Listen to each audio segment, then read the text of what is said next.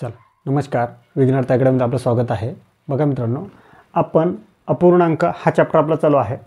अपूर्णांकामध्ये व्यवहारीय अपूर्णांक, दशांश पूर्णांक आणि पूर्णांकयुक्त पूर्णांक ही कन्सेप्ट मी तुम्हाला सांगितलेली आहे। जर तुम्हाला व्यवहारीय पूर्णांक दिला असेल तर दशांश पूर्णांक कसा करायचा आहे, दशांश पूर्णांक दिला असेल तर पूर्णांकयुक्त पूर्णांक कसा करायचा आहे, हे मी तुम्हाला पहिलेच बेसिक लेक्चरमध्ये तुम्हाला सांगितलेलं आहे।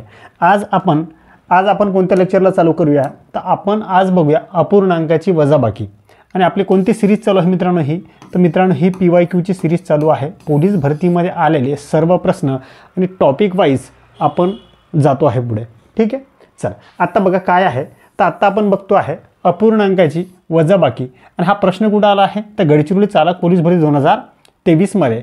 आता बघा, जशी आपण बेरीज बघितली होती तशीच वजाबाकी आहे, काही याच्यामध्ये डिफरन्स नाही आहे। जसं आपण बेरीजमध्ये छेद समान करण्यासाठी आपण लसावी काढत होतो आणि छेद समान करत होतो आणि मग अंशांचं बेरीज करत होतो, तसंच इथे आहे। आपल्याला जर छेद समान पहिले बघायचं आहे, छेद समान जर नसेल तर लसावी काढून छेद समान करायचा आहे आणि मग अंशांची वजाबाकी करायची आहे।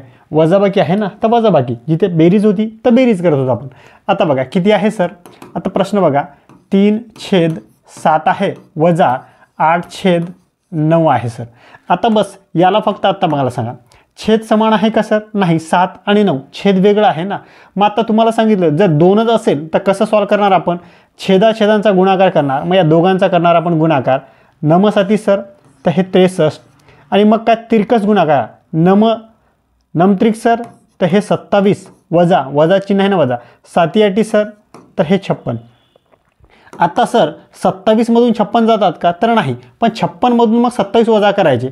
56 मधून जर 27 वजा गेले तर सर राहतात किती, 29। आणि मग काय करायचं मी तुम्हाला सांगितलं होतं, अधिक आणि वजा ज्याचं चिन्ह मोठं असेल त्या संख्येचं चिन्ह तिथं लावून टाकायचं। मग इथे अधिक आहे, वजाचं चिन्ह 56ला आहे, तर मग इथे काय करणार, वजा येईल आणि हे वजा 63। म्हणजे आपलं उत्तर काय असेल मग मित्रांनो, वजा 29 अंशामध्ये आणि छेदामध्ये काय असेल तर 63 आहे सर असं ऑप्शनमध्ये। तर हो सर, ऑप्शन क्रमांक 1 मध्ये आहे वजा 29 आणि छेदामध्ये आहे 63। आणि मित्रांनो बघा, तुमची जर कन्सेप्ट क्लिअर नसेल तर पेपर सेटरने तुम्हाला 29 आणि छेदामध्ये 63 पण दिलेला आहे। तर याच्यासाठी मित्रांनो तुम्हाला पेपरमध्ये कन्सेप्ट तुमच्या क्लिअर पाहिजे। इथं कसं आहे 27 मधून 56 जात नाही ना, ज्यावेळेस अधिकचं चिन्ह असतं आणि वजाचं चिन्ह असतं, तर मी काय केलं तुम्हाला शिकवलं होतं ना, अधिक वजा काय होतं सर, तर वजा होतं। मग मोठ्या संख्येतून लहान संख्या वजा करून टाकायची आणि मोठ्या संख्येचं चिन्ह त्या उत्तराला देऊन टाकायचं आहे, हे मी तुम्हाला शिकवलेलं आहे। आणि ह्या कन्सेप्ट मी तुम्हाला बेसिक लेक्चरमध्येच क्लिअर केलेले आहेत, ठीक आहे मित्रांनो। बेसिक लेक्चर सर्व मी लेक्चर अपलोड केलेले आहेत, जर तुम्ही ते बघितलं नसेल तर सिक्वेन्सनुसार व्यवस्थित बघा, व्यवस्थित त्याची नोट्स काढा, व्हिडिओ 1-2 वेळेस परत बघा। तुम्हाला कन्सेप्ट जर समजलं नसेल तर परत व्हिडिओ बघायचा आहे, परत व्हिडिओ बघण्यासाठी तुम्हाला काही पैसा लागत नाही, ठीक आहे मित्रांनो। आणि त्याची नोट्स काढा, नोट्स तुम्ही व्यवस्थित काढली आणि नोट्स जास्तीत जास्त मित्रांनो प्रॅक्टिस करा। आणि आगामी 2025 मध्ये जी पोलीस भरती होणार आहे त्याच्यामध्ये तुम्हाला या सिरीजचा खूप मोठ्या प्रमाणामध्ये फायदा होणार आहे।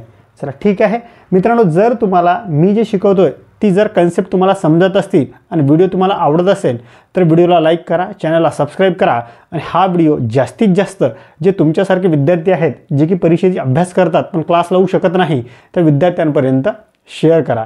हे शेअर करायचं काम तुमचं असेल, ठीक आहे। चला नेक्स्ट उदाहरण बघूया। चला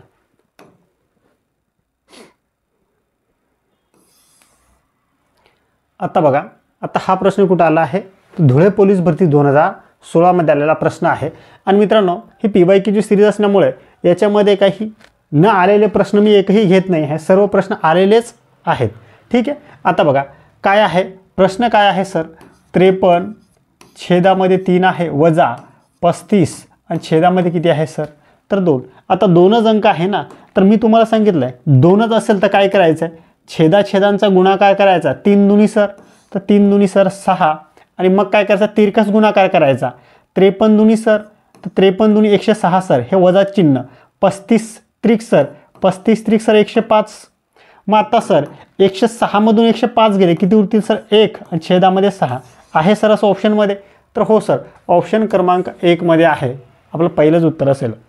अशा प्रकारे मित्रांनो या गणितामध्ये काहीच नाही, फक्त कन्सेप्ट जर तुमची क्लिअर असेल तर कन्सेप्ट जर क्लिअर असेल तर गणित सोपं आहे, आणि जर कन्सेप्ट क्लिअर नसेल तर मग गणित अवघड आहे मित्रांनो.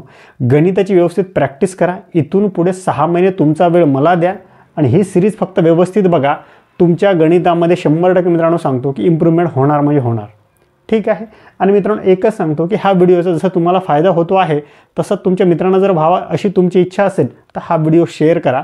जास्तीत जास्त विद्यार्थ्यांना शेअर करा. जसं तुम्हाला फायदा होतो तसं त्यांना पण फायदा ह्या सिरीजचा होईल.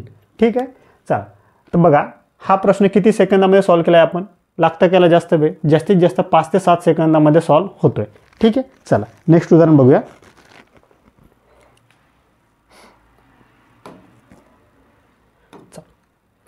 आणि मित्रांनो मी तुम्हाला सांगितलेलं आहे की प्रत्येक प्रकारामध्ये आणि प्रत्येक उदाहरणामध्ये काहीतरी वेगळी कन्सेप्ट असते. पेपर सेटर जसं काही प्रश्न टाकतोय त्या प्रश्न टाकण्यामागे काहीतरी त्यांचा लॉजिक असतो, काहीतरी ट्रिक असतं आणि ते ट्रिक मी फाइंड करून मी तुम्हाला चांगल्या प्रकारे टीच करण्याचा प्रयत्न करतो आणि कमीत कमी वेळेत तो प्रश्न कसा सॉल्व्ह करता येईल हे तुम्हाला अचूकपणे सांगू शकतो. ठीक आहे. हे तुम्हाला समजतच असेल.